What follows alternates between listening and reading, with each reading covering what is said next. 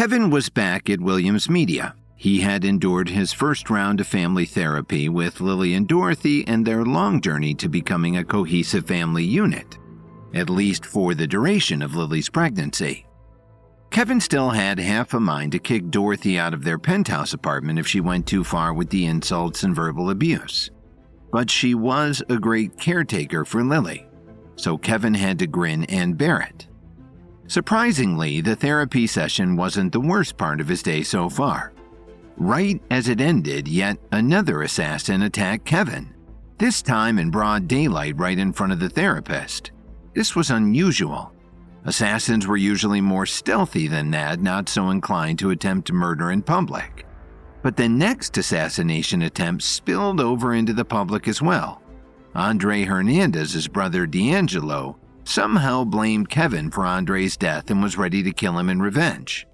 Thankfully, Kevin had the skills to overturn that threat as well and send D'Angelo to jail. Frustrated to find plots against him at every turn, but still alive, Kevin realized he would have to be more alert in his day-to-day activities from now on. All bets were off. He sat at his old desk at the Williams Media office, now Lily's desk as she had taken his place running the company a while ago. He dabbed at his scrapes and cuts from the battle with the assassin and with D'Angelo. A new product that he and Larry had been developing in his lab, topical wipes infused with healing herbs, was already closing his cuts and forming fresh pink scars where they had been. Kevin was still mulling over the news of Enzo Forbes' death in his mind. It was all quite shocking to hear the level of corruption and violence that Williams Media had been covering up. Andre had killed Enzo, and in retaliation, Dalton killed Andre. Kevin had employed Dalton as his muscle for a long time, and he was used to Dalton doing this kind of vigilante justice, but it was still a lot to process. Kevin hoped that he could get Lily to cut back her hours here even more. It wasn't a stable environment for the mother of his child. Adriana Wright broke him out of his deep thoughts. She clicked into his office on her high heels with a look on her face like she just put out 7 fires at once. "Oh, do you use this office?" Kevin asked. "This office is usually empty. I like to schedule time throughout the day to decompress for a few minutes. You know, cry, punch a pillow, write some angry emails that I'll never send, that sort of thing." Kevin chuckled. Is it that bad being on the board of directors in this place? Adriana shook her head and slumped into the love seat along the far wall. "It's the dream job, you know that.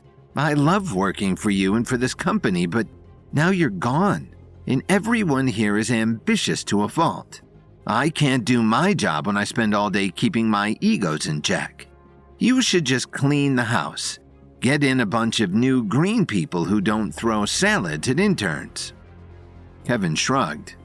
"It's not my call anymore, unfortunately, but if you want to bring it up at the next board meeting, you'll have my support."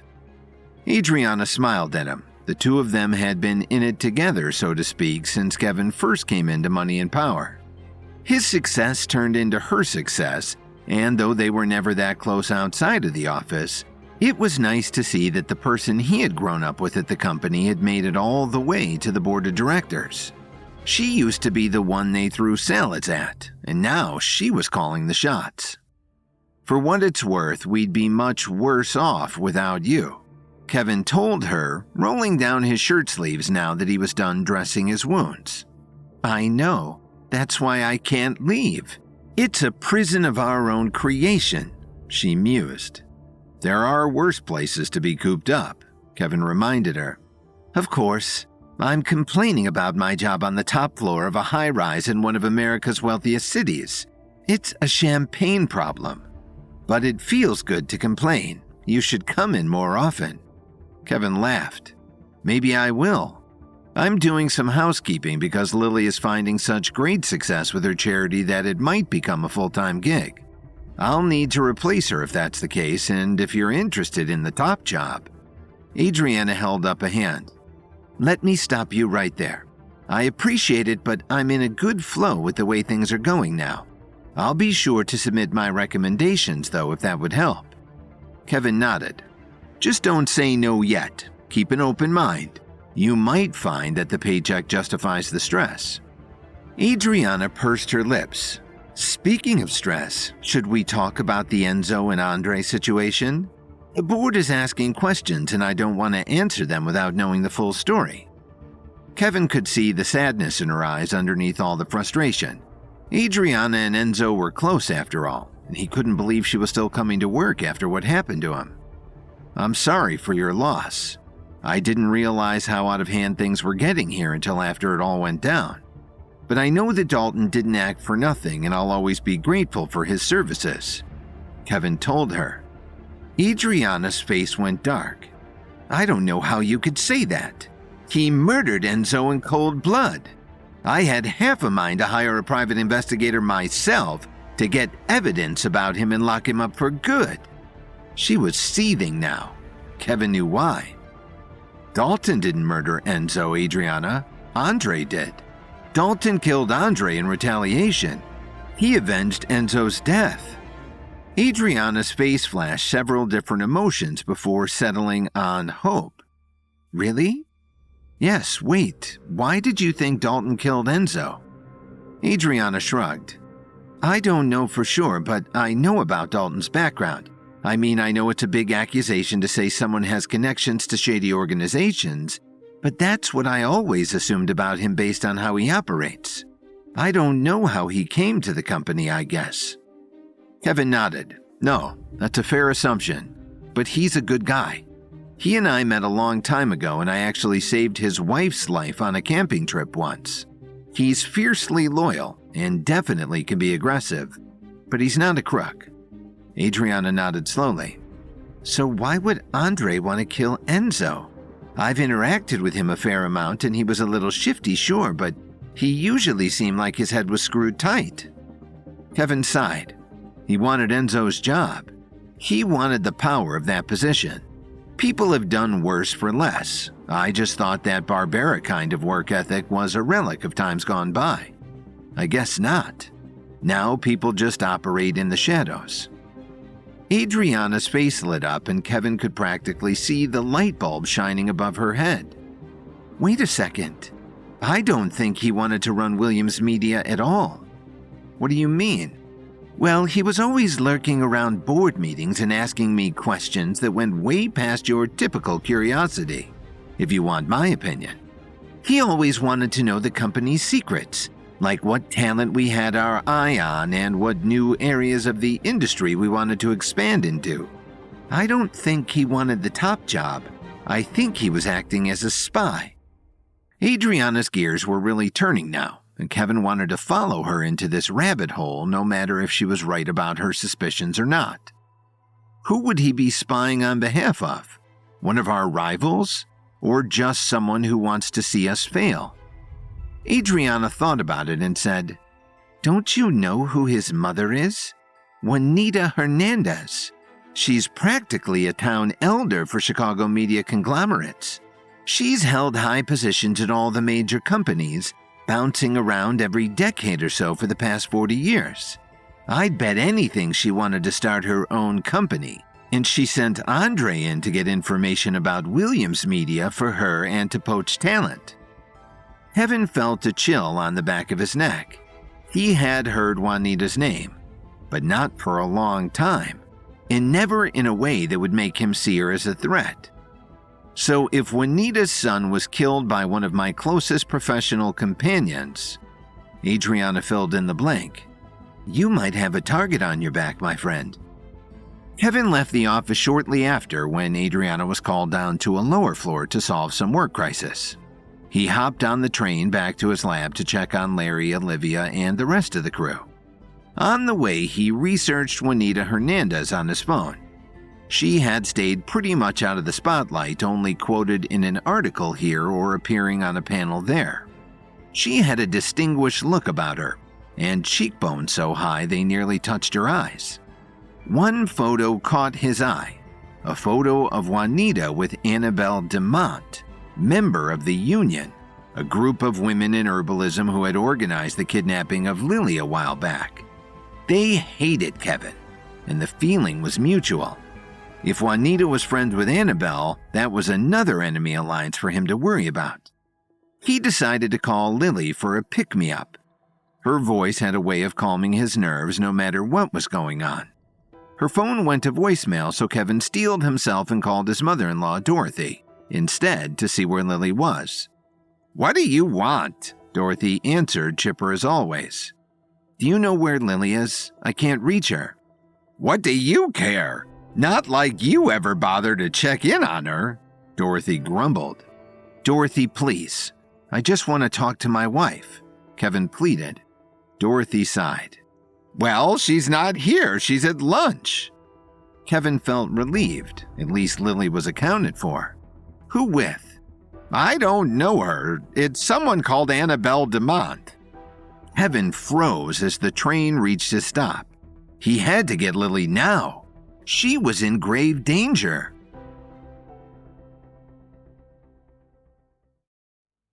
Kevin's mind was spinning when, after learning about the plot within Williams Media that involved the murder of two staffers, loyal Enzo Forbes and deceitful Andre Hernandez, Kevin connected spying Andre to his mother Juanita Hernandez, who is connected to one of Chicago's most esteemed society figures, Annabelle DeMont, who Lily happened to be out to lunch with at the very moment. Lily arrived at the Salix Leaf Hotel giddy. She had received her information from Miss Annabelle DeMont to dine together at lunch, and she had never been so excited for a meeting before in her life. Annabelle DeMont, as far as Lily knew, was a high society woman from the old guard of Chicago. She was a holdover from a more sophisticated time when ladies carried pocketbooks and men never left the house without a hat and tie. Lily liked being a modern woman, but there was something to be said about the pomp and circumstance that people used to put into their daily lives. Wearing gloves so one's hands didn't age in the sun, going out dancing, and ending the night with a sweet kiss on the cheek were all very romantic when looking back on it. And now that Lily was a high society woman herself, married to the most successful man in the city and running a charity that threw galas to raise funds from the richest people around, she thought she could learn a thing or two from Miss DeMont. Annabelle was a fixture in society, but she was also a generally secretive woman. She was fiercely private about everything but work, and since her official retirement in her 50s, she was hardly ever seen at large events or charity galas. Lily didn't even invite her to the Lily Pad fundraiser because she never dreamed Annabelle would accept. But it seemed Annabelle had heard tell of what a smashing success the event had been, and she said as much in her letter to Lily. She wanted to meet to discuss Lily's ambitions with the charity and show her the ropes of buttering up the fabulously wealthy. Lily carried the perfumed letter with her in her purse for the occasion, so that she could reference it directly when complimenting Annabelle on her prose. Lily had made a reservation for the two of them at noon, but she arrived at the hotel at 11:30 so that she could get a pep talk from Rachel before going into the meeting. Rachel was used to dealing with fabulous and famous people. She ran the fanciest hotel in town, after all. Lily needed all the help and wisdom her best friend could share. "Will she expect me to have finishing school-level table manners? Remind me which fork is for the salad again?" Lily asked, pacing back and forth in Rachel's office. She was so nervous that she doubted she'd be able to eat anything. She didn't come from old money. She didn't know what kinds of things Annabelle would expect her to know. Rachel was quite amused about the whole thing. She didn't get so awestruck by high society people, much preferring dive bars and takeout to fancy galas herself. But she did run the Salix Leaf Hotel, and she had picked up on the nuances of rich people's interactions along the way. Just start with the silverware the furthest away from your plate and work your way inward. But don't worry, I think our restaurant only offers 2 forks at most for lunch. Come back for dinner and you'll really get overwhelmed. Rachel was poking fun at Lily, but it went over Lily's head. "What's the rule about using your spoon in soup? Do I scoop the soup toward me or away from me?" Lily fiddled with her hands as she sat on the couch in Rachel's office. "Are you going to order soup?" Rachel asked. It was a hot day, and Lily was already sweating from nerves, so she would have advised against it. "That's not my point," Lily sighed, exasperated. Rachel got up and sat next to her friend, taking Lily's hands in hers so she would stop biting her nails. "Okay, crazy. What is your point?" Rachel asked. "I just don't want to blow this. Getting in with a Demant would make my name in Chicago society for the rest of my life. It's very important that she likes me." Rachel's face softened and she smiled at her friend. "Lily, what's not to like?" Lily made her way out to the restaurant with 10 minutes until her reservation. The restaurant was only about halfway full, and Rachel had made sure to get Lily a table by the broad line of windows facing Lake Michigan. Lily sat down and straightened the two forks again and again, despite them never being crooked. Finally, Annabelle Demant breezed into the dining room, and Lily stood to greet her. "Lily Williams, in the flesh. How are you, my darling? Thank you for meeting me on such short notice." "It's my pleasure. I couldn't believe it when I got your letter. It's an honor," Lily said. Annabelle kissed her on both cheeks and they sat. When Annabelle sat down, however, Lily failed to notice that she tapped her ear, activating the minuscule microphone she was wearing so that Juanita could hear every word from her hotel room upstairs. The two had arranged it so that Juanita could feed Annabelle lines, and between the two of them they would get all the dirt they could on Kevin Williams. "So, Lily, I believe congratulations are in order. How was your first big charity gala? It's all anyone will talk to me about since it happened. And the amount of money you brought in for your organization has to be some sort of record. I have my eye on you, sweetheart." Annabelle smiled and she praised Lily. Juanita groaned in her ear. "You're here to kidnap her, not butter her up. Relax." Lily, however, was beaming. "I just can't believe you even know who I am. You're practically royalty in Chicago, and if you'd like, you'll be the top of the VIP list for my next event.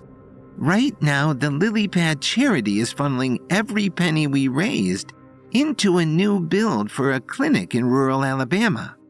Expecting mothers in that state sometimes have to travel upwards of 5 hours to get decent prenatal care. It's just horrible. When we break ground, we'll be throwing a reception right here at the hotel, and I'd love to have you there." Annabelle beamed. It would be an honor. Her smile didn't quite reach her eyes. She knew that if her plan worked, Lily wouldn't be around to see ground break in that clinic. Their waitress came over for their drink orders. When Lily only wanted herbal tea, Annabelle's ears perked up. "Pity. I was hoping we would indulge in bottomless mimosas together. Are you sure I can't tempt you?" Lily shook her head kindly. "None for me, thanks. I don't drink during work hours." Lily and Kevin had not yet discussed making her pregnancy public, and as they were both now high-profile figures, she didn't want to leak the news without his agreement. Annabelle ordered them 2 mimosas anyway, and with a wink said, "I won't tell anyone." Lily smiled but insisted, "I'm really okay. If I can be honest, I haven't had much of a taste for alcohol lately anyway." That got Juanita's attention. She was in Annabelle's ear in a second saying, "Wait a second. Is she pregnant? Tell me, do her ankles look swollen? Is she touching her stomach? No mimosas at brunch is basically impolite if she doesn't have a good reason." Annabelle swatted at her ear as if Juanita was a buzzing fly, and she said, "Oh, are you in Alcoholics Anonymous?" Lily was surprised that Annabelle was fixating on this so much, but she didn't want to be rude. "No, not sober, just not drinking. But thank you for the offer. I'll join you next time." Annabelle gave her a knowing look, hoping that Lily would confide in her as a gal pal. But Lily didn't say anything else about the matter. Juanita was back in Annabelle's ear. "Oh, she is so pregnant. This is a very interesting development. I'm going to call the union in now." "No!" Annabelle gasped before she could stop herself. She meant to hold off Juanita, but Lily just looked at her startled, unsure why she had had the outburst. "Are you feeling okay?" Lily asked, concerned. "Yes, sorry. I just saw that man nearly light his sleeve on fire with a candle on his table." She pointed in the vague direction of another table across the restaurant and pulled herself together. "Oh my," Lily said, looking around to see who Annabelle was talking about. But Annabelle just changed the subject again. "So Lily, tell me, what are your ambitions with the lily pad? What's your mission statement? What are your goals? How can I help?" Juanita chimed in through Annabelle's earpiece again. "The union are on their way. T-minus 5 minutes. Keep her talking." Lily was overwhelmed by the question, wanting to answer it exactly right without seeming like she had rehearsed it. "My goal is really to help people. I know that sounds cheesy, but I have complete access to one of the greatest minds in herbal medicine. And if I can spread his knowledge and resources to everyone who needs them, I'll have done my job." Annabelle smiled at Lily. She was starting to like this girl. But there was a mission to be done. They volleyed a few more questions back and forth at each other until a pair of women around Lily's age showed up at their table. "Hello, ladies. Can you join us outside, please?" It was a pair of union members here to kidnap Lily. Annabelle got up swiftly to obey their request, hoping Lily would follow suit, but Lily was more cautious. "What's this about?" "Routine fire drill for the hotel. It won't take long," one said as an excuse. But Lily could see that no one else was being asked to leave their tables. "Don't make this difficult, Mrs. Williams." The other glared at her. "How do you know my name?" Annabelle put on a look of fake panic as if she were a victim here too. "Come on, let's just do as they say." Lily got up reluctantly, shooting a look at the hostess and begging her to intervene, but the woman didn't notice.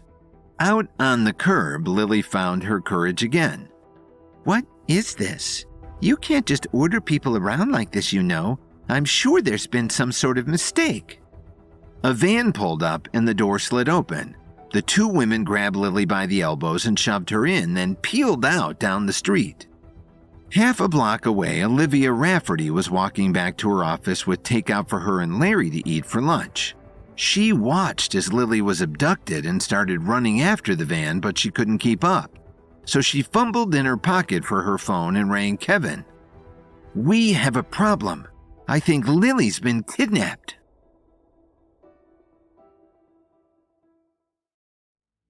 Kevin got the call from Olivia the second he hung up with Dorothy.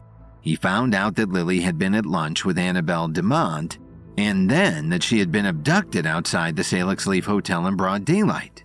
He had just been at Williams Media trying to figure out some restructuring arrangements because of Lily's success with the gala and charity, and now his wife was missing. Annabelle Demont was a member of the union, an herbalist organization that hated Kevin, but of course Lily wouldn't know that. Kevin kicked himself for not detailing to her exactly everyone who wanted him dead and how to avoid them.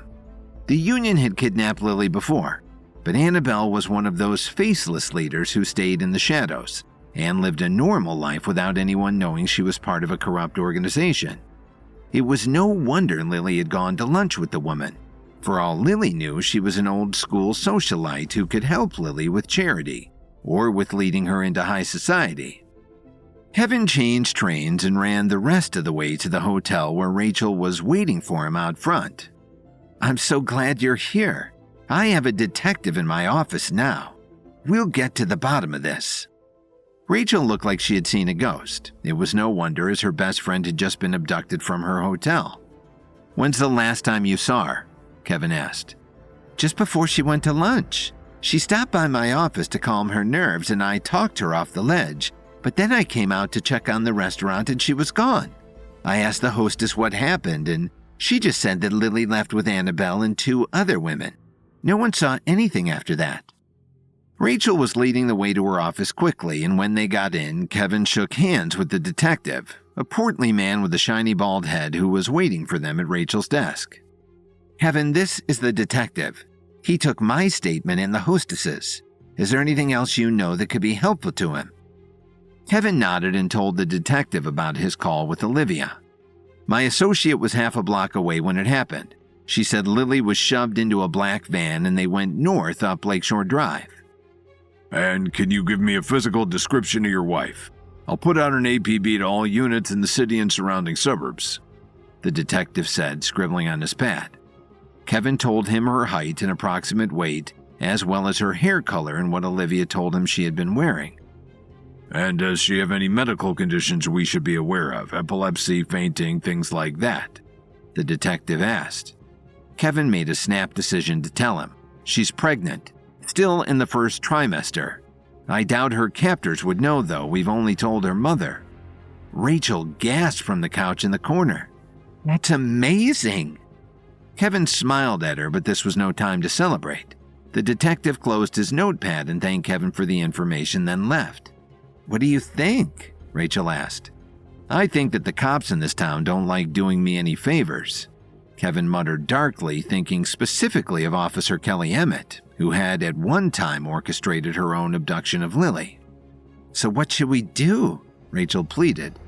"I'm taking matters into my own hands. You stay here and stay safe. Or go home if you have to, but don't worry. It's me they want." With that, Kevin left too and made his way uptown to Annabelle DeMont's Lincoln Park mansion. "I know you're in there. Let's talk. I think we can negotiate a deal. You don't want Lily, you want me," Kevin called, banging on the front door of the mansion, not caring that he was attracting the stares of the neighbors, walking their designer dogs down the tree-lined streets. A butler in a suit and bow tie opened the door.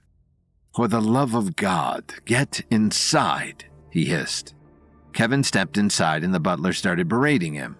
"What's the meaning of this? You show up here in a neighborhood surely above your tax bracket, in clothes that look like they came out of a Sears catalog from 2001, banging on the door in broad daylight like a madman. Who are you? What are you doing here?" Kevin just breezed past him and through the house, searching for Annabelle. "I'll call the police," the butler threatened, but Kevin knew he was bluffing. After all, he was here to accuse Annabelle of kidnapping, something the police might be very interested in anyway. Kevin found Annabelle in a large conservatory watering her plants. "Where's Lily?" he demanded. Annabelle looked up, a placid look on her face. "Who?" "Cut the crap, Annabelle. You know who I am, you know who my wife is, and you know where they took her. Where is she?" Annabelle set down her watering can and continued to give him that horrible smile that didn't reach her eyes. "I don't think that I've had the pleasure, but I have heard of your wife. She runs a charity, no? I heard she had a fantastic gala. Send her my love." Kevin was getting more irate by the second. He had half a mind to fight this old woman, but he knew he wouldn't have the heart to do so. It wouldn't be a fair fight. So he sat down and tried to go about things in a calmer fashion. Clearly, she wouldn't respond to force. "You had lunch with my wife today. I know it to be true. She told her mother where she would be, and her mother told me. That has all been corroborated by the manager of the hotel where you ate, as well as my associate who saw you watch her be shoved into a black van. There is an investigator on the case right now. I suggest you work with me, not against me, and maybe I can protect you. But if you refuse to tell me what I want to know, I'll make sure you are at the top of the suspect list." Annabelle joined him, sitting on the opposite chair under a skylight. "Heaven, I don't know who you think you're talking to, but I am one of the most beloved women in Chicago. The cops are in my pocket. The mayor is a personal friend. You can't touch me." Kevin knew this game. As one of the most successful people around, he knew how authorities like to turn the other cheek in hopes that they would do favors for them down the line. But he didn't care. He would take this woman down one way or another. "You and your union friends have been down this road before with me. Need I remind you how that ended? I won. I don't know what you want with Lily this time, but you won't get it. Now where is Juanita Hernandez? Maybe she will talk sense with me." Annabelle just kept that horrible smile on her face and cocked her head to the side. I wouldn't go looking for Juanita if I were you. Do you remember what you did to her son? He died at your company at the hands of your enforcer.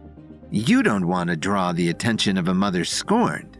Speaking of which, congratulations on the baby. You and Lily must be so excited. Kevin felt his skin crawl. How did Annabelle know that Lily was pregnant? Why would she taunt him for this, admitting that she had seen Lily for lunch? Annabelle almost reminded Kevin of his mother-in-law Dorothy, but even Dorothy wasn't this horrible. Cruel, yes. Hated Kevin? Yes. But Dorothy wasn't evil. She wasn't smart or conniving enough to be a real threat outside of the verbal harassment. Annabelle had an army behind her and she had nothing to lose. You keep her name out of your mouth. What does Juanita want from me? You got me, okay? You found my weakness. Everyone knows Lily is the only thing I truly care about in this world, so what? So what? What could traumatizing her over and over again possibly prove? Annabelle shrugged, her beady eyes focused on him. Maybe you'll understand when you're a parent, if that day ever comes. Kevin changed tactics, appealing to Annabelle's independent nature. What are you getting out of this anyway? Why do you want to be dragged into this kind of stuff? You have your money, your fame, and your union of herbalist women. What's in it for you? Annabelle shrugged again. I don't have much longer left in this town. In this life, in fact. I'm an old woman, Kevin. I want to get my ducks in a row before I depart. Juanita has been very good to me in my life and career and as a friend and a colleague. Maybe I owe her a favor or two. Maybe I really don't like you. But one thing is for sure. I will not have my legacy as the most charitable woman in Chicago taken from me by some young upstart with a pretty face and a rich husband. Kevin almost couldn't believe it. Is that what this is about? Lily has a successful charity, and you're jealous. Do you want the credit? Maybe you forgot what charity is all about. You're not the selfless person you've pretended to be all these years. Maybe not, but that's how I intend to be remembered. Now get out of here. I don't know where they took Lily, I just agreed to a lunch. Kevin believed her. She wouldn't be able to detain Lily on her own. He left without another word. On his way back into town, he called Olivia. Meet me at the hotel. We need to make a plan. Lily's in more danger than I realized. Lily woke up in the dark. The air around her was hot and stifling until she realized there was a black hood over her head and face. She pulled it off to find herself in a windowless room that, while unfamiliar, was not altogether terrifying. Her head hurt. She was hungry, but she quickly examined the rest of her body and didn't find any injuries other than some bruising on her arms. That's when she remembered what happened. She had gone to lunch with Annabelle DeMont, the highest of high society women in Chicago. And then it all went wrong. They had only just tucked into their meal at the restaurant at the Salix Leaf Hotel when two surly-looking women approached their table and demanded that they come outside. Lily remembered protesting, thinking it was rude that they thought they could order around strangers like this, but they had all but forced her out, and Annabelle went willingly, so Lily had followed suit. Once outside, she had been shoved into a big black van, and then everything went dark. Now Lily got up and held her head as it spun, barely able to take stock of her surroundings. The room was essentially a small bedroom, maybe 10 feet by 10 feet, and it contained a bed, a nightstand with a lamp, and a mini fridge that held water and snacks. She was being held hostage. "Hello?" she called cautiously. Lily couldn't decide if it was better to bring her captors into the room so she could question them, or let them think she was still knocked out so she would be left alone. But the lack of windows was unnerving to her. She didn't know what time it was or how long she had been out, let alone how far from home she had been transported. She wanted answers. "Hello?" she called louder. Footsteps, locks turning. Then Ethan Williams opened the door and let himself inside. "Hello, Lily." "Ethan?" What's going on? Lily's mind started racing. Was Ethan here to free her? Had he been sent by Kevin? No, he hated Kevin. He was the captor. He was the one who had done this. Ethan seemed nervous and uncomfortable with the role he was acting in. He didn't look Lily in the eyes. You're going to stay with me for a little while until we can come to an agreement with your husband. He's gotten himself into a lot of trouble and he's brought you down with him. Lily narrowed her eyes at Ethan, sensing the weakness in his tone and the way he was holding himself. She had no reason to be scared of her husband's wimpy cousin, after all. Ethan was never any match for Kevin, and if his plan was really to lure Kevin here by holding Lily hostage, then it would just be a matter of time before she was free. What makes you think you can win? It's never happened before. You've got a perfect record of losing to Kevin. Besides, what could you want from him now? You want money? I'm sure he'd help you out if you just asked. You're not gaining any favors by abducting his wife.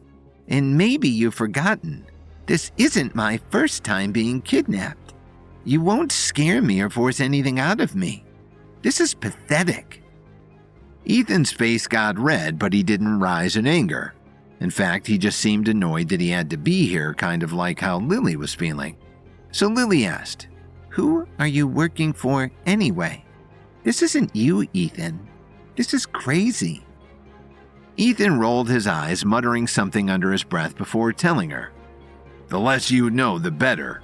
Just don't make any trouble, okay? I don't like babysitting you any more than you like being babysat." "Can you tell me where we are at least?" Lily asked. "Or give me a watch?" "Counting the hours will only make them feel longer. There's some folic acid and iron supplements on the nightstand." Ethan left without another word. Lily looked at the nightstand and it was true. A whole suite of vitamins and supplements were there, each one specialized to support pregnancy. Along with those were a few books for her to read to pass the time. Ethan didn't want to be doing this at all. He was trying to make Lily comfortable. But he also knew that Lily was pregnant. That was unnerving. How had he figured that out? They hadn't told anyone yet. Lily knew Kevin wouldn't have told anyone without letting her in on that decision. Was their house bugged? Had her mother been taken hostage too and probed for information? Only time would tell. Meanwhile, Kevin was arriving at Juanita's home south of Annabelle's, again banging on the door and yelling for Juanita to come out and talk to him. Her son D'Angelo opened the door and pulled him inside, and Kevin prepared for another fight, but D'Angelo didn't try anything. After all, the last time they had met, Kevin had beaten him handily and sent him to jail. "What are you doing here?" he growled. Kevin rolled his eyes. "You know why I'm here. Where's your mother? I have some words for her." "Well, she's not here. So maybe you should go home, and I'll let her know you're looking for her," D'Angelo drawled. "I don't buy it," Kevin said, and he shoved past D'Angelo further into the house, trying to decide whether to start with the upstairs or the downstairs. Before he could pick a direction, however, he felt a hand chop make contact with the back of his neck. He whipped around to see that D'Angelo had another fist cocked back to strike again. Kevin dodged the attack and kicked D'Angelo in the stomach instead. D'Angelo didn't have any levels to make it a fair fight, so Kevin went easy on him, grabbing his wrists and twisting his arms behind his body so he was stooped over. Kevin bent down too and got right in his ear, hissing, "You attack men when their backs are turned? How cowardly can you get? Take me to your mother." D'Angelo's face was screwed up in pain and he gasped, "She's gone." But just then, Juanita herself appeared at the top of the stairs in a gown and heels, as if she were getting ready for a night out and Kevin was interrupting her plans. "Oh, for God's sake, let him go. Come with me." Kevin shoved D'Angelo away from him and into a wall and followed Juanita upstairs into a lounge. She clicked her way through the room, her heels echoing off the high ceilings, and settled herself at a cafe table in front of a large oil painting of herself. "What can I do for you, Mr. Williams?" she asked. "You know what you can do for me. Give me back my Lily." I'm afraid I don't know what you're talking about. But it's interesting that this is your reaction to losing a loved one. She purred, crossing her legs. I didn't lose Lily, you took her. And what do you mean? Kevin sat down across from her with a glare. Does the name Andre Hernandez ring a bell? My son whom you killed? Well, two can play at that game. Kevin was so annoyed that none of these people would just have a straight conversation with him. How many times would he have to watch them deny they knew where Lily was and then admit that they took her? So, you do have her. Just tell me where to find her and I'll give you whatever you want, he told her. I want something you can't give me. I want my son back. You took him from me. And sure, maybe I have Lily, but you're not getting her back. You need to suffer as I have. She'll be dead soon. Don't you worry. Juanita spat. You're not going to kill her. If you wanted her dead, she would be already. But instead, you kidnapped her and kept her alive to lure me here. So why don't you just tell me what I can actually do for you and we'll all move along? Kevin said. He kept hearing the Night King in his head, telling him that his greatest strength would always be his ability to outwit his enemies. I want you to understand the pain you've put me through, Juanita insisted. Wow, she was stubborn, Kevin thought. Well, I didn't kill your son, so I'm sorry for your loss, but this isn't going to bring him back. I don't care who killed him.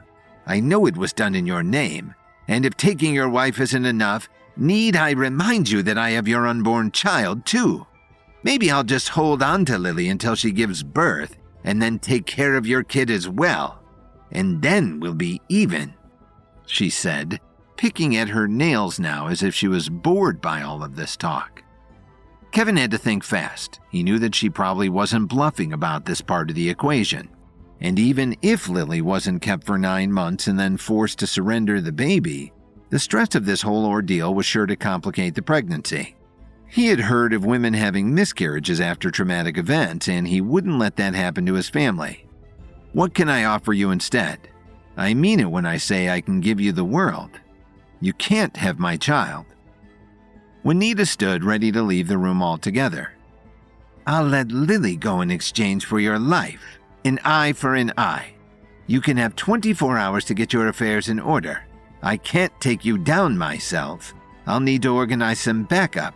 But if you return to me tomorrow and surrender yourself, I'll set your wife free. It's up to you.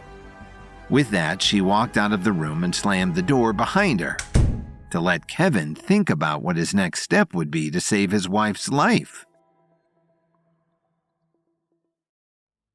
Kevin made it back to the Salix Leaf Hotel in record time. He had just met with Juanita Hernandez, who had it in her head that Kevin was directly responsible for the death of her son Andre. In actuality, Dalton Steele had killed Andre because Andre had killed Enzo Forbes over a job at Williams Media.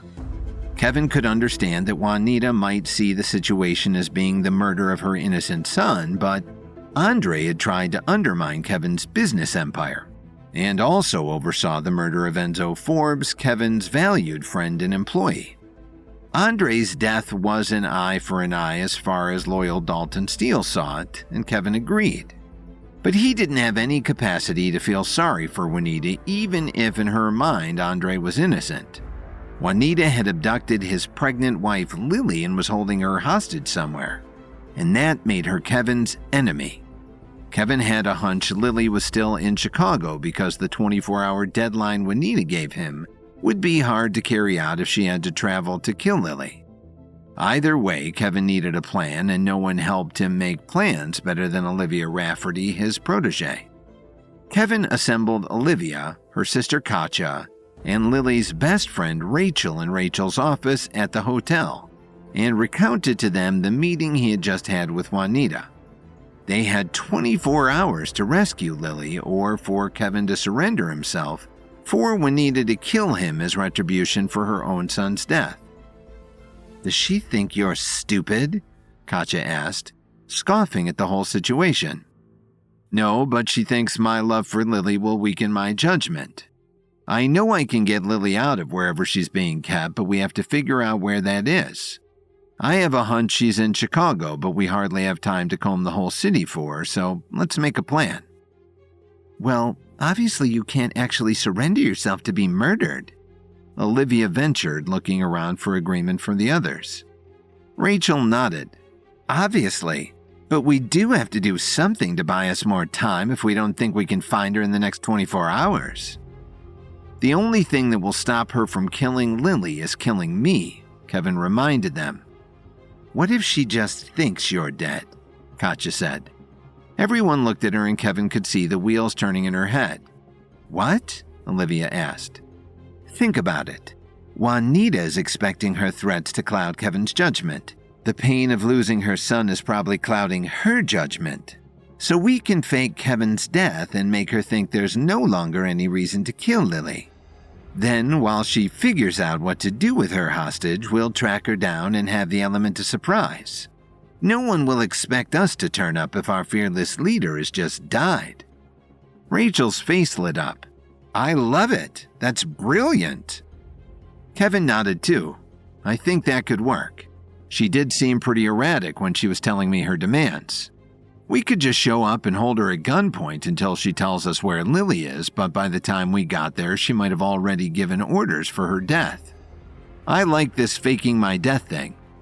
How should we do it? I don't think she'd buy it if we just sent someone over to deliver the news. She would probably have to see a body. We can stage something publicly so that it's on the news. I bet we'd get plenty of coverage if it happened right outside my lab. We could make the 6 o'clock news, Kevin said, already formulating a pill that would allow him to survive getting hit by a city bus or something like that. Some freak accident that only Juanita would recognize as a suicide. He just hoped Lily didn't have access to television wherever she was. He wouldn't want her to live for a moment thinking he wasn't coming to save her. Once that's done, where do we go? Does anyone know where Juanita could be keeping Lily? Kevin, you were just at her house. Did you see any weird staircases leading down to bunkers or closets with locks on them? Olivia asked. Kevin shook his head. He hadn't had time to search the house. And Juanita would surely have brought a guard in by now in case he came back. But Katja once again had that look on her face like she was solving a riddle. Finally, she said, I'd bet anything Ethan has something to do with this. At least maybe he's harboring the hostage. After you won the epic clash and Mario Kessler disappeared into deep space, Ethan brought me to a safe house he's hiding out in the suburbs. He wants to build an army against you to stop you from going on that quest to ascend to the upper realm. If I were Ethan, I would have contacted the Union because they've attacked you before. I'd put money on Lily being stored in that safe house. Kevin searched her face and decided she was telling the truth. He didn't trust her unconditionally yet, as she had been playing both sides in the clash, but he had seen her grow to trust him in recent days, so he thought this idea was worth a shot. Do you remember where the house is? Katja nodded. It's 40 minutes away by train. We should at least check it out to tick it off the list. Great. I need to make a pill that will put me in a death-like state. I'll go refine that at the lab now. Then I'll call Dalton and have him come over in front of the building. You guys make sure that there are plenty of witnesses to call the police and the press. Once I'm dead, make sure you're the first ones to get my body. Pretend to be my family so you can take me back inside. When I wake up, we'll go to the suburbs. Everyone scattered to get in position and Kevin went to the lab. Larry and the healing arts students were pleased to see him, but he told them that he was on a time crunch and that they could catch up later. He positioned himself at a private table in the lab with his secret herbalism books loaned to him by the Night King, to find a way to make his body appear dead and resuscitate itself after an hour or two. Poisons and antidotes didn't turn up anything non-lethal, and sleeping draughts wouldn't stop his heart sufficiently for him to be declared dead by the press. He would have to improvise. On a notepad, Kevin broke down the properties of the herbs in several different recipes and did many pages of complex equations to make sure he wouldn't accidentally kill himself while pretending to kill himself. It was all very confusing, Kevin was glad to be working alone. Trying to explain his elaborate refining preparations would have been too difficult for anyone other than a master herbalist to understand. When Kevin was done crafting the recipe, he had Larry come and double-check his work. If Juanita was right and his stress over recovering Lily and their unborn baby was having any effect on his judgment, he needed objective eyes to tell him he would be safe. "What is this for?" Larry asked, alarmed when he read the recipe and realized the effects it would have on the human body. "Honestly, Larry, the less you know, the better on this one. If I were to take this pill, would I survive the death period? Would the herbs keep my blood pumping sufficiently until I woke up?" Larry couldn't get the look of concern off his face, but he was loyal to Kevin and trusted him completely. So he double-checked the math and assured him that, yes, while this was an insane thing to do, it was safe. Kevin thanked him and got to work, measuring out his ingredients and creating the pill that he needed. The whole time he was keenly aware of the ticking clock counting down the time until Lily was killed. He still had 21 hours to rescue her, but every second felt like a day. He pulled his finished pill out of the furnace as Dalton entered the lab. "You called?" "Yes. Come with me." Kevin led him to his office where they sat across from each other at Kevin's desk. "We don't have much time. I need you to kill me." "Pardon?" Dalton asked, looking amused like he expected this to be a joke. "I need to fake my death in public to save my life. Will you run me over with your car?" Dalton looked around for someone to come make sense of this. "Are you serious?" "Yes, I won't die, don't worry. Check this out." Kevin pulled the pill out of his pocket and showed Dalton.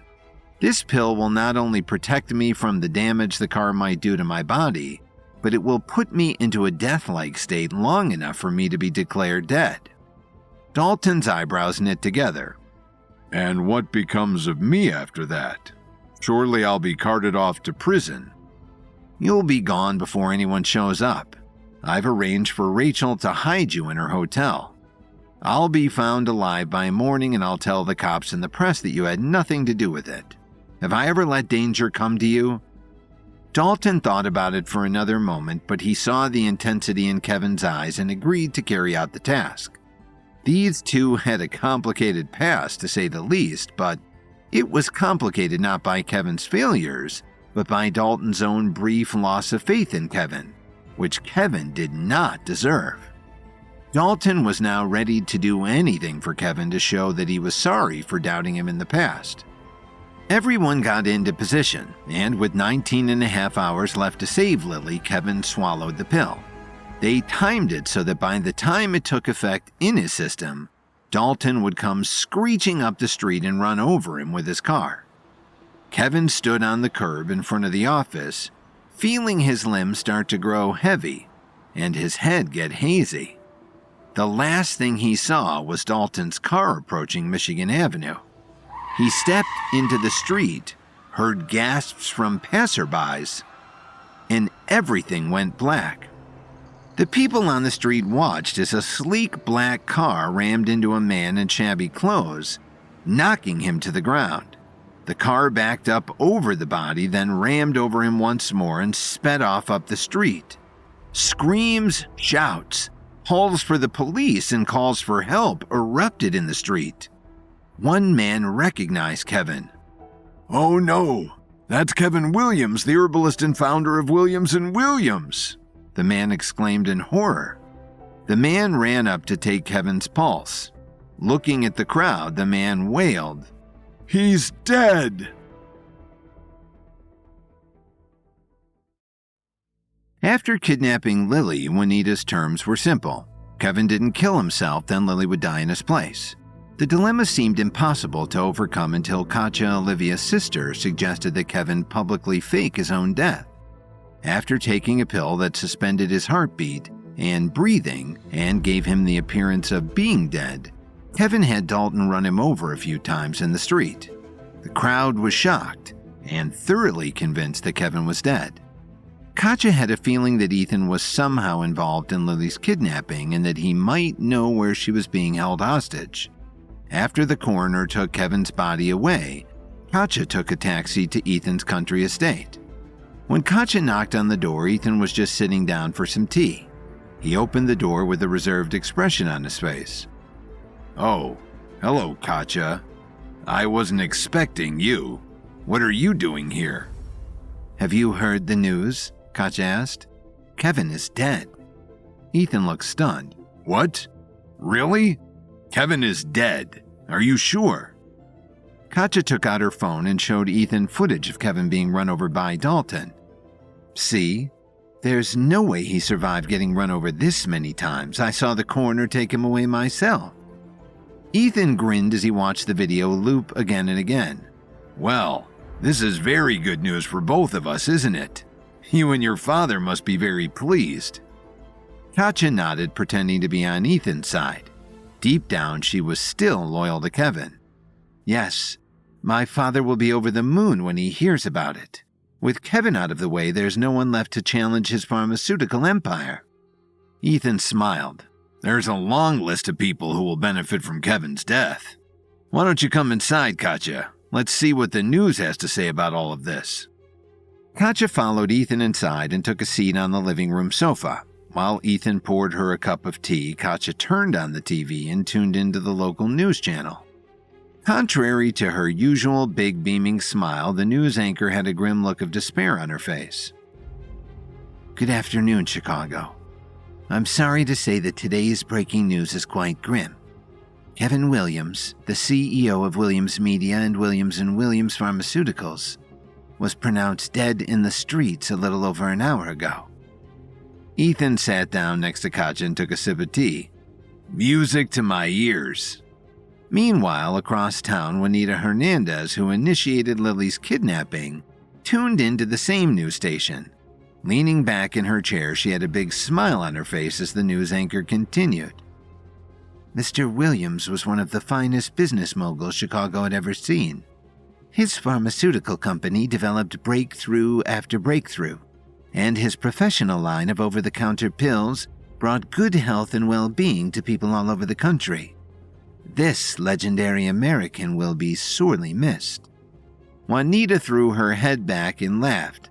"Ah, speak for yourself, lady. To some of us, this is the best day in our entire lives." The news anchor continued. "Additionally, Mr. Williams' wife, Lily Williams, has been missing for 3 days. Many are speculating that Lily's disappearance may have something to do with Mr. Williams' sudden death. If you or someone you know has any information on Lily's whereabouts, please call the number on the screen." Juanita scratched her chin and thought out loud. Yes. What to do with Lily now that Kevin is dead? Perhaps there's more to be done with her. It would be a shame to just let her go without anything in return. Maybe there's someone else we can collect a ransom from." Juanita pulled out her phone and dialed Ethan's number. He answered right away. "Hello, Juanita. Have you heard the good news?" Juanita nodded. "Yes, I'm watching the news now. With Kevin dead, his empire will soon fall to ruin, and I couldn't be more pleased. There's still the matter of what to do with Lily, though. Do me a favor and hold on to her a little longer while I figure something out. Be sure to show her the news, would you?" Ethan smiled. "I'd be happy to." After Ethan hung up the phone, Katja looked over and asked, "So, now that Kevin is dead, what are we going to do with Lily?" Ethan stood up and poured himself another cup of tea. "We're going to hold on to her a bit longer, of course.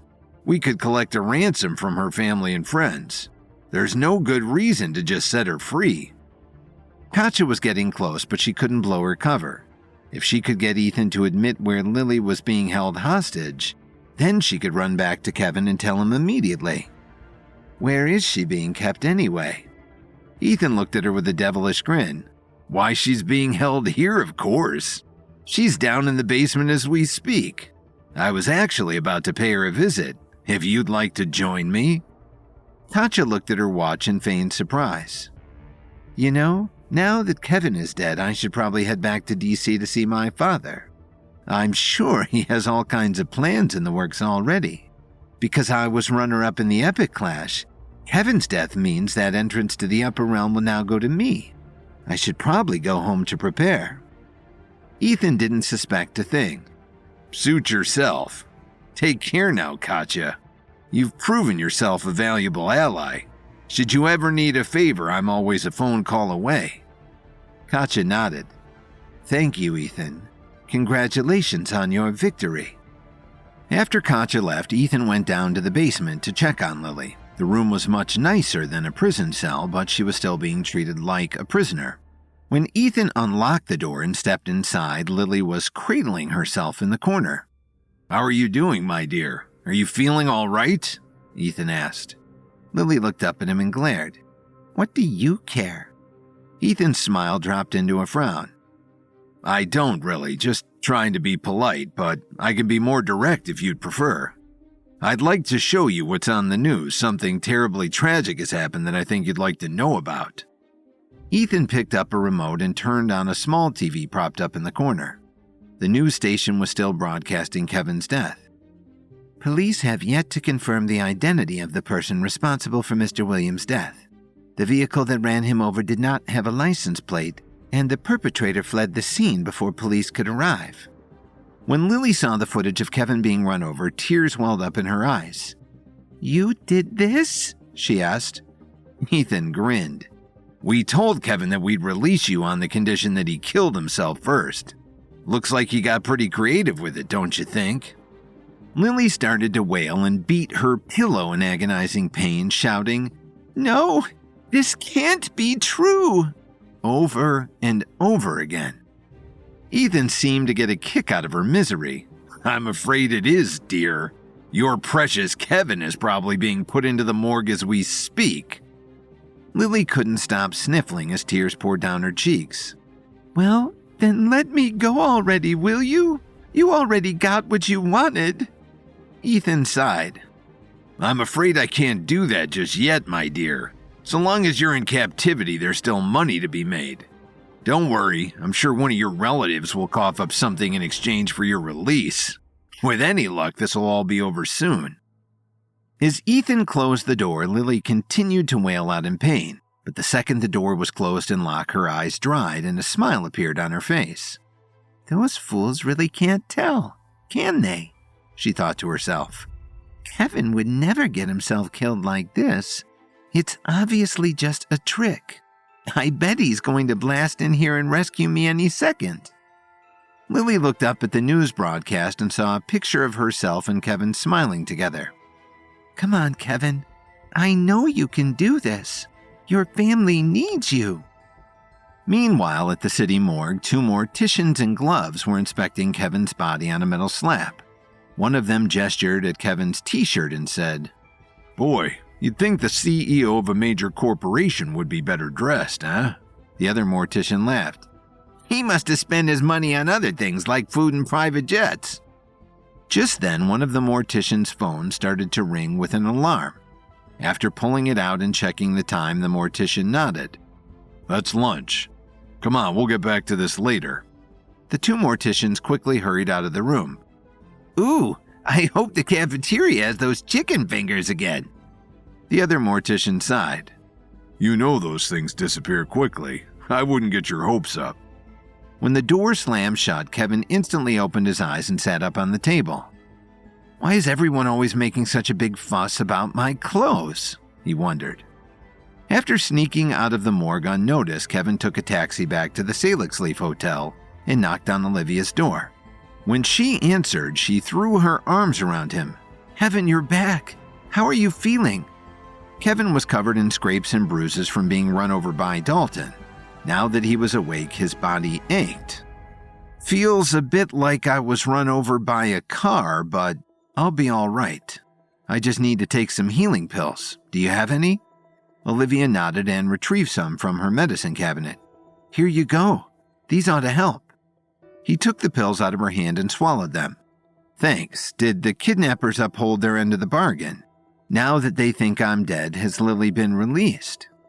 Katya stood up off the sofa. Kevin hadn't realized she was there. I'm afraid not, Kevin. They still think they can hold Lily for ransom. I do know where she's being kept, though.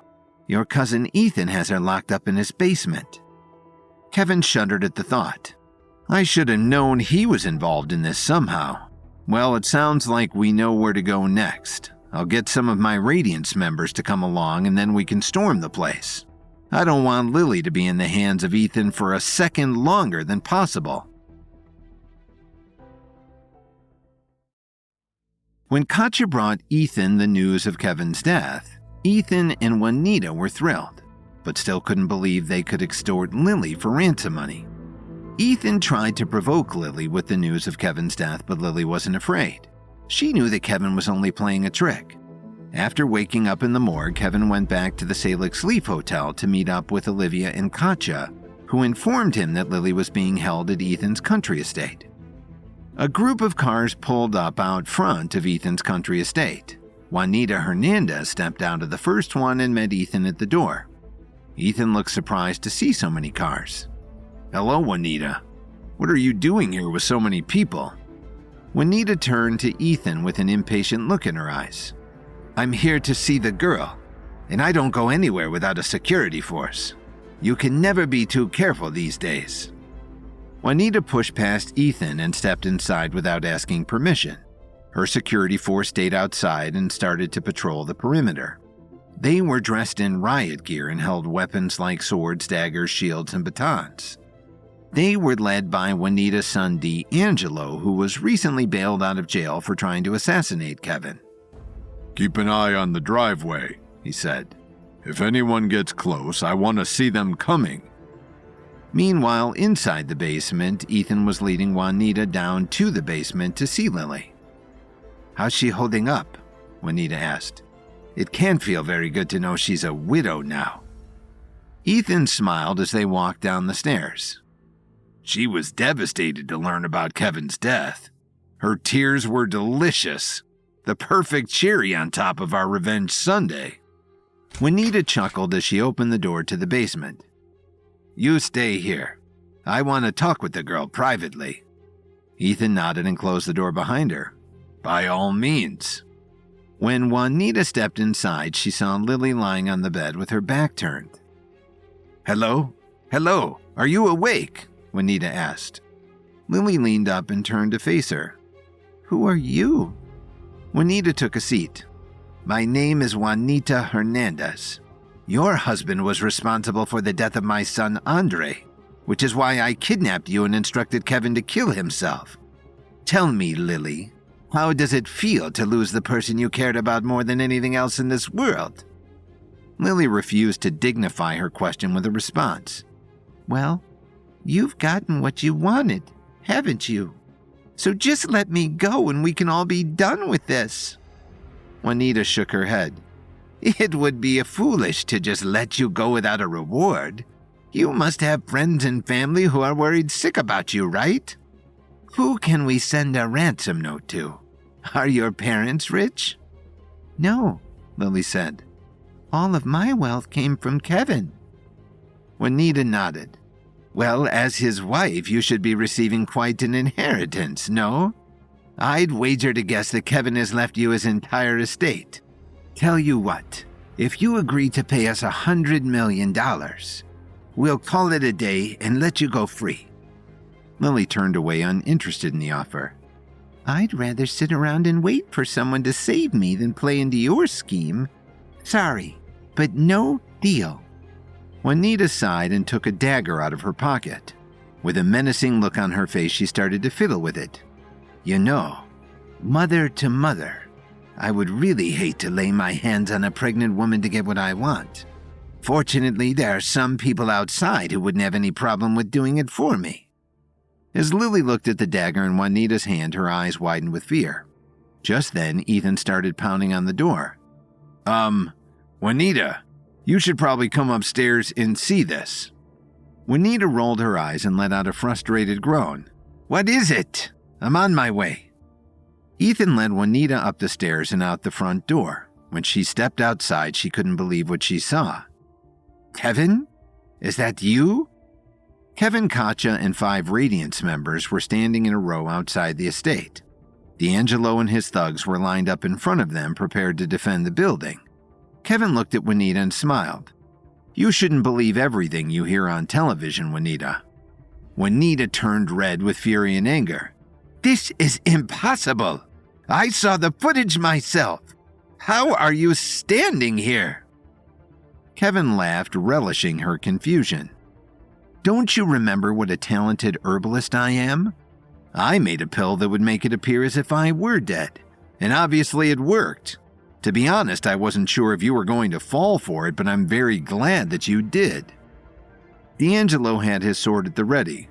Just say the word and we'll take them out, Mom. It will be easy, like stomping on ants. The last time Kevin saw D'Angelo, he was just an ordinary. But now he could sense that his power base had been strengthened. He must have taken a power pill since I saw him last, Kevin thought. The other members of Juanita's security force were also well developed. With the exception of one or two, Kevin could sense that they must have been level 4s and 5s. It was going to be a close fight. But Juanita wasn't quite ready to order them to attack. She stared Kevin straight in the eyes and said, My little boy is dead because of you, Kevin. If you really wanted him out of your company, you should have just fired him. Kevin scoffed. Your little boy was a murderer, Juanita. He killed my good friend Enzo Forbes to take over his position and sabotage my company. I didn't give the order to have Andre killed, but if I was there, I gladly would have. Juanita couldn't take it anymore. She pointed at Kevin and shouted, Kill them! Kill them all! D'Angelo raised his hand, signaling his guards to advance. A synchronized battle cry rang out as they charged forward, weapons poised for combat. Kevin's team closed the gap with lightning speed. Following Kevin's lead, the Radiance members sprang into action. Their honed skills and disciplined training shone brightly as they engaged the guards.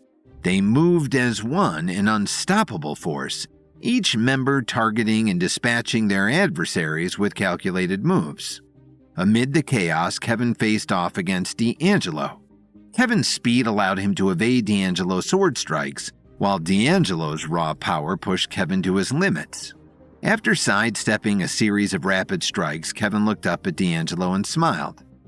You seem to have gotten a lot stronger since we last met, D'Angelo.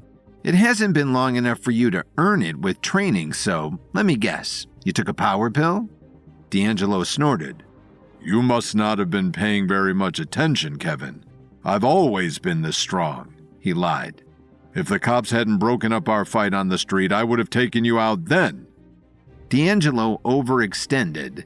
Kevin twirled past him and kicked him in the back. Meanwhile, the battlefield around them was alive with the sounds of combat. Katja's movements were fluid and deadly. She circled around, providing crucial support to her allies. A swift disarmament of a guard ended with her quickly picking up his sword, followed by a spinning kick that sent him sprawling. Her presence on the battlefield ensured her team maintained the upper hand. As the battle raged on, the Radiance members' precision and teamwork began to shine. The security guards fought valiantly, but they couldn't match the synergy and martial prowess displayed by Kevin's team. Back in the center of the battlefield, D'Angelo and Kevin's clash reached a fever pitch. D'Angelo attempted to land a fatal blow, but Kevin remained composed and agile, slipping through the openings and countering with a barrage of strikes. You can't defeat me, D'Angelo desperately cried. Kevin sharpened his gaze and pulled back his fist for another punch. We'll see about that. The punch landed straight in D'Angelo's face, causing him to stagger backward. His sword clattered to the ground, leaving him disarmed and defeated. At the same time, Katja and the other Radiance members had dropped the last of Juanita's security force. It was clear that Kevin had won. Catching his breath, Kevin looked over at one of the Radiance members and said, Keep an eye on D'Angelo. I'm going to find Lily. Juanita and Ethan didn't even bother trying to stop Kevin. They looked completely defeated. A few moments later, Kevin came out of the house with Lily in his arms. Katja and the Radiance members cheered when they saw her. Lily looked into Kevin's eyes with a smile and said, I knew you weren't dead. I knew it the whole time.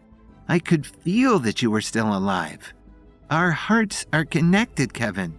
I love you so much. Kevin kissed her. I love you too, Lily. It'll take much more than a half-baked kidnapping scheme to take me down. Kevin walked Lily over to Katja and asked, "Will you take Lily home, Katja? I don't want her to see this next part." Katja nodded and helped Lily into the car. "I'll see you soon, honey. Call Dr. Willow on your way home and have her come and take a look at you, all right? I won't take no for an answer." "Okay, Kevin. Why don't you just come home with me?" Kevin cracked his knuckles. "I need to make sure this never happens again."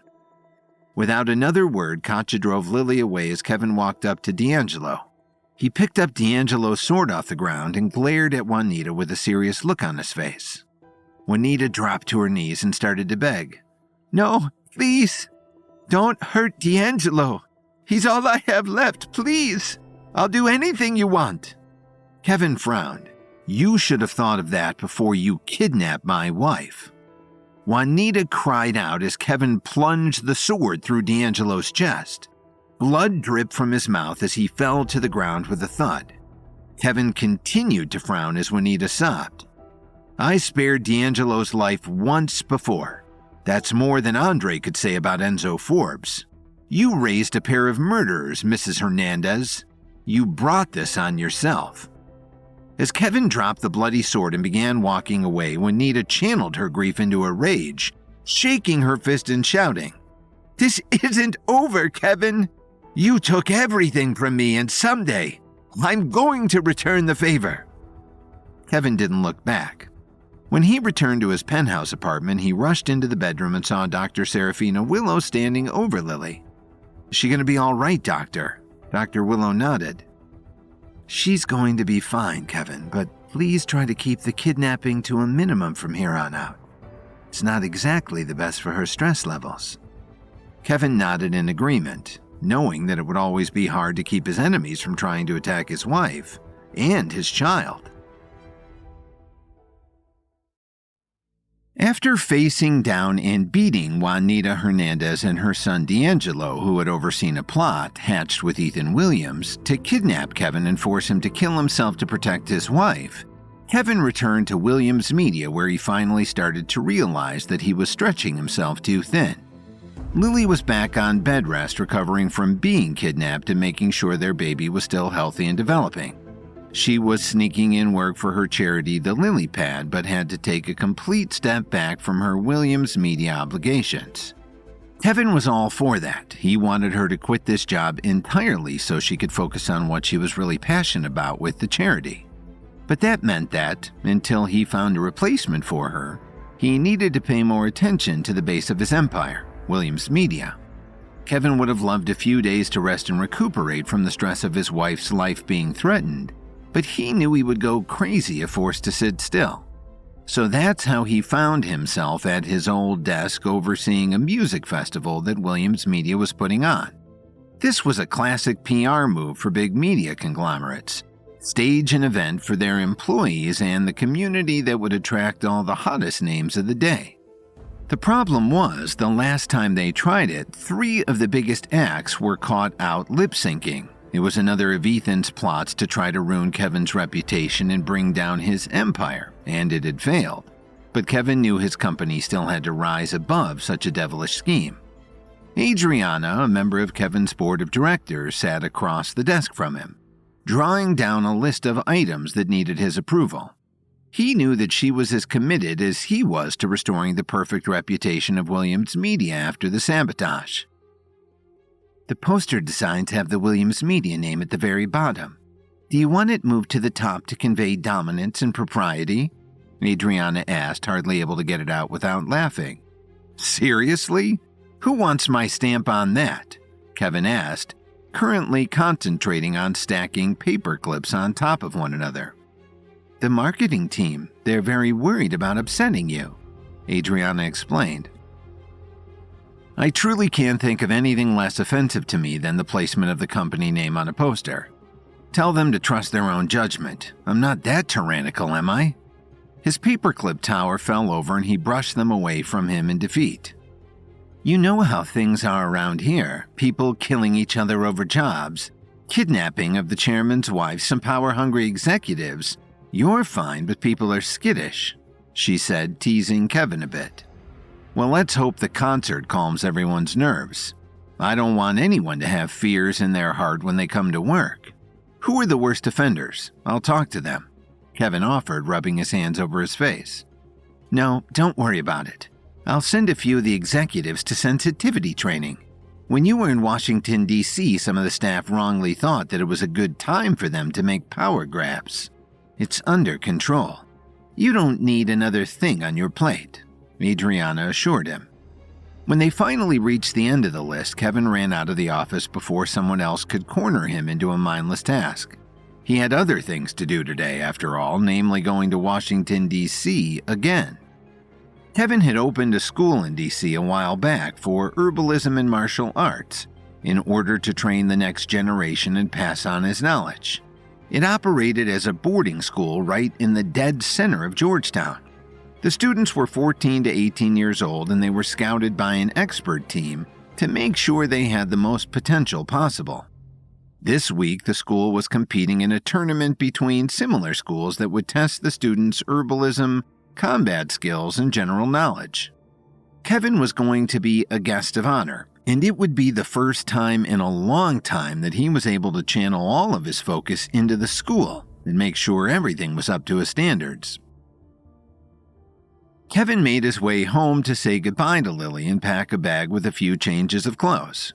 Lily was in her study checking some emails when he came up behind her and gave her shoulders a quick squeeze. "Shouldn't you be resting?" he asked. She looked, beaming up at him, and kissed his hand. "Shouldn't you be on a flight to Washington?" she returned. "I have a couple of hours until takeoff, and I had to come see you. How are you feeling? Are you sure you don't mind that I'm leaving again?"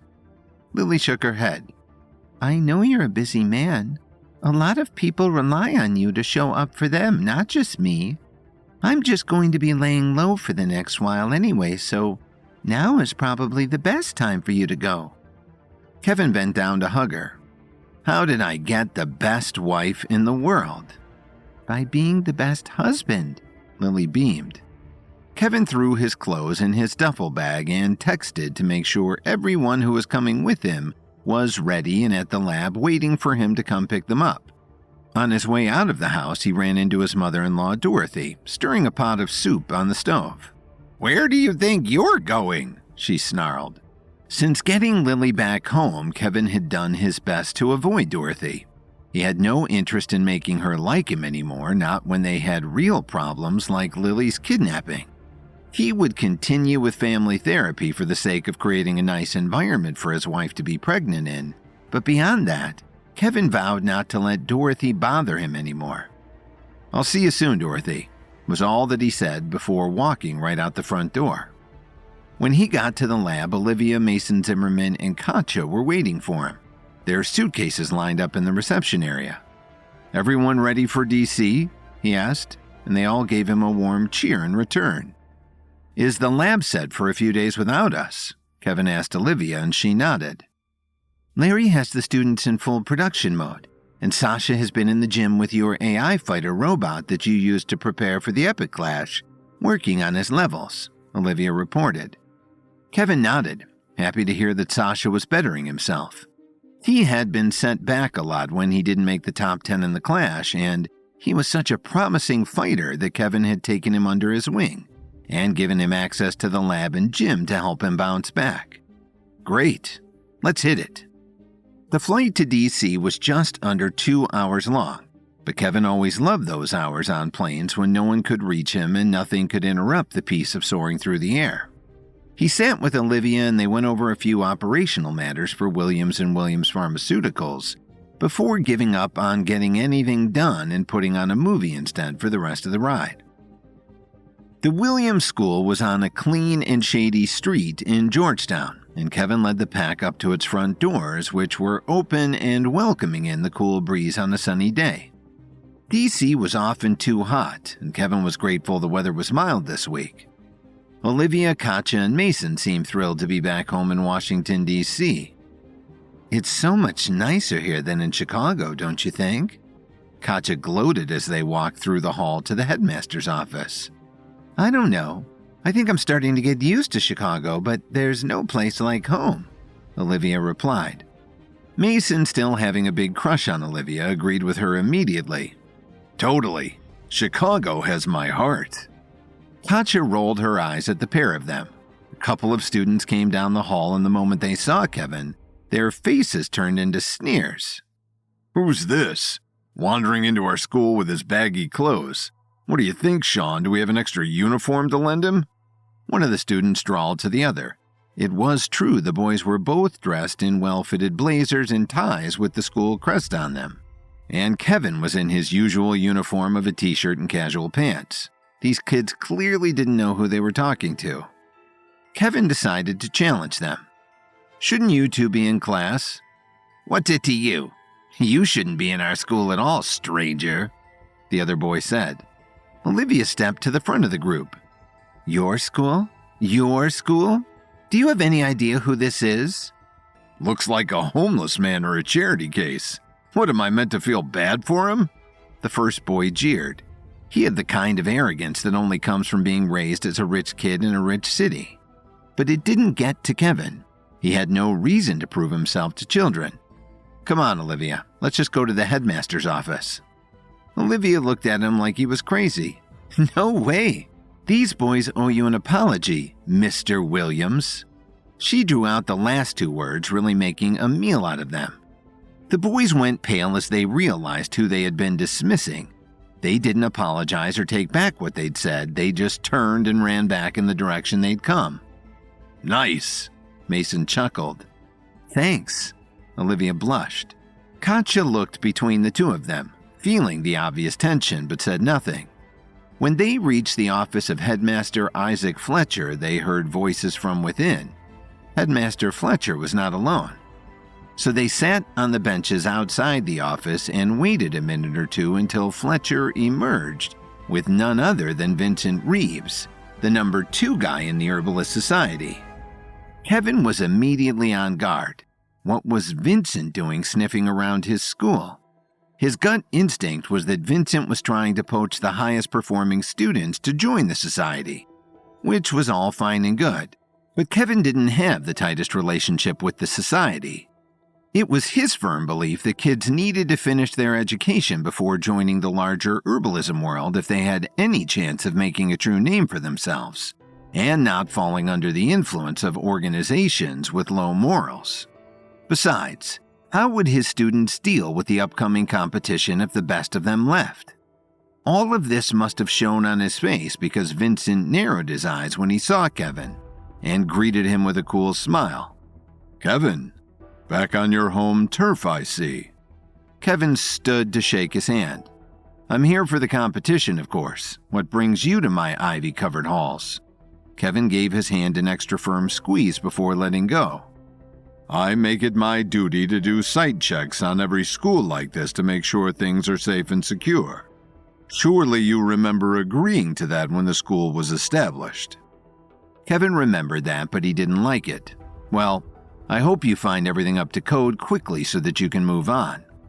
Vincent said goodbye to Headmaster Fletcher and excused himself, and Kevin watched him go with a bad feeling in the pit of his stomach. Vincent Reeves left his meeting with Headmaster Fletcher and ran right into Kevin Williams himself, the last man he wanted to see. After the brief, terse exchange, Vincent disappeared down the halls of the Williams School and out into a courtyard, where he sat down on a bench beside a series of stone fountains. Stone cherubs spat out streams of water into basins full of pennies and nickels that the students had thrown in when making wishes about their futures. Vincent was at the school for a very specific reason, and he had to meet with the headmaster to get access to the whole building. Headmaster Fletcher was an old friend, so when Vincent told him that he was there for a routine visit that he did at all herbalism and martial arts schools, he wasn't met with any resistance. But the real reason Vincent had come by was at the request of Donald Murphy. Donald Murphy was an old mainstay in the DC herbalism world, and he was never exactly rooting for Kevin Williams' success. The herbalism world, as far as Donald was concerned, operated with a very delicate balance, and Kevin being so successful at such a young age threatened that balance. It was sure to give other young herbalists too much confidence that they wouldn't have to pay their dues before becoming major pillars of the community. Right now, however, Donald's concern was with his grandson, Carson Murphy. Carson was missing, and Donald didn't know who took him. All he knew was that a mysterious person had been calling him and making demands in exchange for Carson's safe return. The primary demand was that Donald was to ruin the Williams School. Donald was too old to wreak havoc at a boarding school himself, so he had turned to his old friend Vincent for help. And Vincent was more than willing to help. He never passed up a chance to put Kevin Williams in his place, and he had a few plans for how to get the students of this school to embarrass themselves and make the school look bad. Vincent had an altercation with Kevin a while back when they were both trying to gain control of the Water Guardian in Lake Erie. That ended with Kevin's night dagger slicing off Vincent's hand. Every time Vincent looked down at the chunky prosthetic now in its place, he was reminded of the injustice and yearned for payback. For Vincent, this was the perfect plot. He could get his payback on Kevin, and in return for his help, Donald had offered him a great deal of money as a donation to the Herbalist Society. The society was strapped for cash lately, and they didn't stand a chance of keeping up with Kevin in terms of the refining of new pills and cultivation of new herbs if they didn't get some funds and some new great minds in the lab. If Vincent could pull off making Kevin look bad and steal some students to work for him, this scheme would be the ultimate success. Vincent gave Donald a call while in the courtyard. "Hey, what's your status?" "I'm in the school. Headmaster Fletcher gave me permission to roam as I wish for the rest of the week. I'll be able to check out the competition, but more importantly, I'll have access to their labs and everything else while the whole school has its attention focused on the competition. Have you gotten any further messages from the mysterious figure holding your grandson hostage?" Donald sighed. "Nothing since we last spoke. All I know is that Carson is being held out of state, and that if we don't deliver on ruining Kevin's reputation, something bad will happen to him. This boy is my legacy, Vincent. I need to get him back. I need to apologize to him for putting him in danger and dedicate the rest of my life to helping him reach his potential. He's only 20, just a kid. I just know that if Kevin's school is ruined and if the kids inside it are proven worse off for having gone there, then Kevin will have hell to pay. People don't mess around about their children." "No, they do not," Vincent agreed. "Think about it. If we could get an army of parents so upset about how their kids turned out by going to the school, the public outcry for Kevin to be punished would be deafening. He would have to step down from every position of power he has. His pharmaceutical company would dissolve without him. His media company is already a mess, but everything that has his name on it would crumble. This could be the plot that takes down the entire empire. So what's your plan? What are you going to do while you're there?" Donald asked. Vincent worried that Donald Murphy was getting crazed in his panic over his grandson. All these grand statements were a lot to achieve, but Vincent didn't doubt that ruining the Williams School would be a huge blow to Kevin's reputation. "I want to take advantage of the competition. These kids are being put on a national stage for the first time with this tournament, and everyone in the country will be able to tune into the broadcast. If we can make the kids perform poorly, blow the competition entirely, then they would be humiliated. I have an idea for a pill I can slip to them that will reduce their emotional intelligence to that of children. Think of it, a child's mind inside a powerful teenager's body. Imagine the chaos of a food fight, but the weapons are martial arts skills and herbalism instead of mashed potatoes. It'll be a mess," Vincent explained. "I like it. What else?" Donald sounded hopeful now. "There are a lot of rules and regulations around what is and isn't acceptable to teach at schools like this. There are herbs that are too dangerous to let the kids work with. I'm going to plant those all over their labs, then call in an inspector from the society to come do an assessment. When they find those substances, they'll be sure to make some sort of public announcement about the wrongdoing, if not shut down the school entirely." Vincent told him. Classes were letting out now and the courtyard was slowly filling with students. He started to whisper so no one could hear him. Excellent. Keep me posted on all of it and I'll call you if I get another message from Carson's kidnapper. Donald and Vincent hung up and Vincent watched the students flood the courtyard, enjoying the mild weather and the end of classes for the day, completely oblivious to the chaos he was about to create. Meanwhile, Kevin, Katja, Olivia, and Mason were in their welcome meeting with Headmaster Fletcher. How are you feeling? Are the students progressing well? If we need to institute any new programs to engage them, or if the labs need a funding boost, you know you can hit me up for things like that whenever you need to. This school is one of the things I'm most proud of in my career, and I want you all to know that, even if I'm not around much, you're still a priority to me, Kevin told Fletcher. Olivia, Katja, and Mason sat in silence as he spoke, awed by his dedication to the school. They had only seen him in combat or in the lab, working himself to death to solve problems and help people. But this was different. Kevin had a very fatherly tone in his voice when he talked about how much he cared about the school and its students. Olivia secretly noted that he would make an excellent dad when his own kid was born. The headmaster smiled kindly. He was a middle-aged man who looked exactly how Katja had expected him to, gray hair, thick glasses, and a cozy tweed suit, like a professor in any movie about an Ivy League school. He was born to do this job. Thank you, Kevin. Everything is running smoothly. The kids are testing in the top percentiles when compared to the other schools in the area, and they all seem very happy to be here. We get our occasional unhappy teens and bullies, which is to be expected, but overall the respect they treat each other with is high above their maturity levels, Headmaster Fletcher told them. They must be excited to have Kevin visiting, Mason added. Fletcher nodded.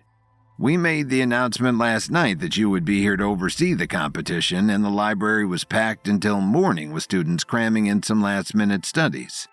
I think they really want to impress you, maybe even more than they want to win the thing. Kevin chuckled humbly. If they win, I'll be very impressed. I believe in them. I believe in our recruiters and, of course, our faculty.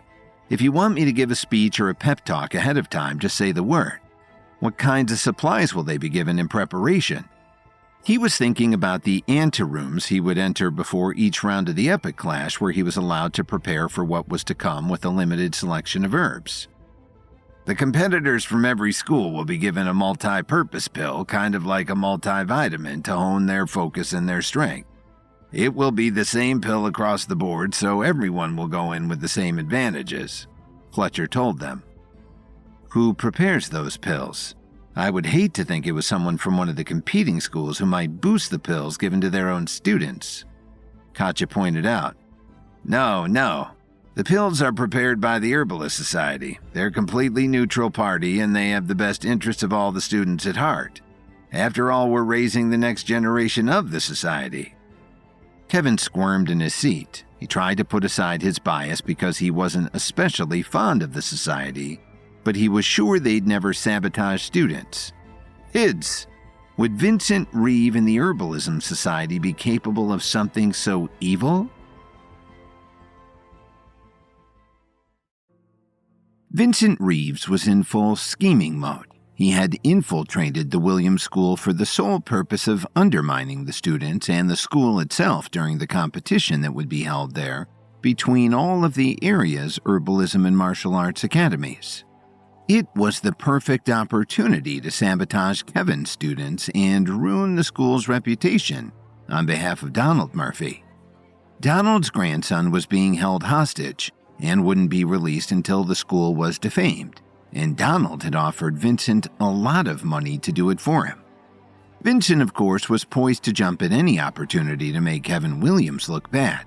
He looked down at his prosthetic hand, a replacement for the hand he had lost to Kevin's Night Dagger during the battle for control of the Water Guardian, and it only motivated him to act faster. He left the school grounds for the rest of the afternoon running errands to help him carry out his plots. The first stop was at the bank, where he cashed the fat check given to him by Donald. This money was a donation to the Herbalist Society, which was strapped for cash, and some of it would be used to gather materials for Vincent's plans. Vincent took the cash around Washington, D.C., visiting old herbalist friends and picking herbs from their gardens for a fee. Then he returned to the school while the students and faculty were at dinner and snuck up to one of their state-of-the-art laboratories. Kevin kept this place well funded, and the lab had better equipment than Vincent had seen in most of the schools he visited. He fumed as he ran his fingers over the gadgets and appliances. If he had access to resources like this when he was starting out, he would be at the top of the food chain. Not even Earl Mathis would be above him in the herbalism world. He pushed down his resentment and got to work, chopping and grinding up herbs, firing up the furnace, and separating elements to purify them. He had his pills refined in under an hour. Now he just had to find a mule to push them out to the student body. He scooped them into a bottle and pocketed it, then cleaned up any trace that he had been there and went down to the feast. Down in the grand dining hall, Kevin, Olivia, Katja, and Mason dined at the head table with Headmaster Fletcher. Tonight was the eve of the competition, and Kevin and his cohorts were the guests of honor. Once the students were settled into their seats, large plates of food sitting steaming in front of them, Headmaster Fletcher rose and gave a speech.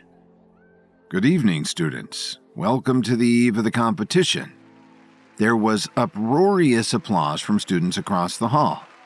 I know we're all very excited to prove ourselves and bring home a victory for the Williams School. To that end, I have invited the founder and benefactor of this great institution to oversee the competition and see the progress you have all made under the guidance of your professors. Some of you know Kevin Williams from his name on the front doors of this school, but to the larger world, especially the herbalism community, he is so much more than that. He has won every major herbalism competition in the country, including most recently the Epic Clash. Not only does he have an entertainment empire with his company Williams Media, but he's also blazing new trails in the pharmaceutical industry with Williams & Williams Pharmaceuticals. Please put your hands together for the man of the hour, Mr. Kevin Williams. More applause and whoops from the students filled the room while Headmaster Fletcher sat down and Kevin rose, waving humbly to his young fans. Good evening. Thank you for having me, Headmaster. Thank you all for being here. I know that if you were selected to study at this school, then you are already the best among your peers and show outstanding promise and potential for your age. It was one of the great honors of my life to create a school that could foster your talent and send you out into the world as the next generation of herbalists. Kevin glanced at Olivia, who nodded encouragingly. He turned back to the students. It wasn't that long ago that I was in your position, learning about herbs and concoctions and how to cultivate power levels in combat. If I could give you any advice, it would be this: cherish these times. Everything you're learning is sacred information passed down through generations of herbalists, and only a few people in every generation have the ability to master these skills. School is the place to make mistakes and learn from them, so don't be afraid to fail. I didn't get where I am so quickly by playing it safe. I look forward to seeing your skills in the competition and all the ways you'll surprise yourselves with your own abilities. Good luck. Another round of applause washed over Kevin as he sat back down. Mason and Katja both gave him thumbs up for his speech. The headmaster told the students they were free to indulge in their dinners now, and the hall settled into a comfortable hum of conversation between the students about what the competition may pose to them starting tomorrow. Kevin chatted with the headmaster and his friend and enjoyed the roast chicken, vegetable mash, and an array of other dishes in front of him. This food was almost as good as the gourmet meals served at the Salix Leaf Hotel. While they were lost in their revelry, Vincent Reeves was lurking outside of the dining hall with his new chaos pills in his pockets. Ezra Mullins, a hotshot senior at the Williams School, arrived to dinner late, and Vincent pulled him aside before he could enter the dining hall. How would you like to dominate the competition tomorrow and carry your school to victory? Vincent asked him. Ezra cocked an eyebrow. Who are you? Vincent grinned. Don't worry about who I am now. Just know that back when I was in school, I won the competition with my fellow students, and now I have incredible success as an herbalist." That raised Ezra's interest. "How?" Vincent pulled out the pills. "With these, they are just like the booster pills you'll be given before the competition, like every competitor will get. But these will put you at a greater advantage and you'll be sure to win the tournament, especially if you give them to your friends as well." "Wouldn't that be cheating?" Ezra asked. Vincent continued to lie. "Not at all. All it does is open your receptors so the booster pills you're given tomorrow work better. These pills are made with herbs found in your school laboratory. It's all fair. Besides, don't you want to impress Kevin Williams?" Ezra stared greedily at the pills. "What's the catch?" "No catch. I just want to see this school bring home the gold." Ezra stuffed the pills into his pocket and went into the hall for dinner. He arrived just after Kevin gave his speech and slipped in unnoticed while everyone applauded and started eating. Ezra quickly passed out the pills to his friends and had them take extra for their friends. By the end of dinner, almost every student at Williams School had taken the pill and the effects were almost immediate. The students started to get irritable and anxious, feeling like they had suddenly lost the power and confidence of their teenage years and reverted back to their 10-year-old selves. Fear rose in some of their eyes as they thought about the looming competition. Others couldn't stand the way their friends were chomping down on their food so greedily, making all sorts of horrible noises with their mouths as they chewed. Others still thought about the petty arguments they had with their classmates recently and decided they needed revenge. As Kevin chatted merrily with his friends and the headmaster, his ears perked up. The conversation throughout the dining hall was getting louder, and as he watched, scuffles broke out that turned to fights, and faculty rushed through the room to break things up. Girls and boys alike broke out in tears, crying that the pressure was too much and their friends were being so mean to them. Kevin looked at Katja and Olivia, who were wide-eyed and confused. Headmaster Fletcher looked equally concerned and went out into the crowd to start ending the conflicts. "What happened? Wasn't he just telling us how the respect and honor among his students is at an all-time high?" Katja asked, bewildered. "Yeah, and how test scores are up and everyone is overachieving," Mason added. Kevin had a gut feeling that Vincent Reeves had something to do with this, but until he had proof, he refrained from making any accusations.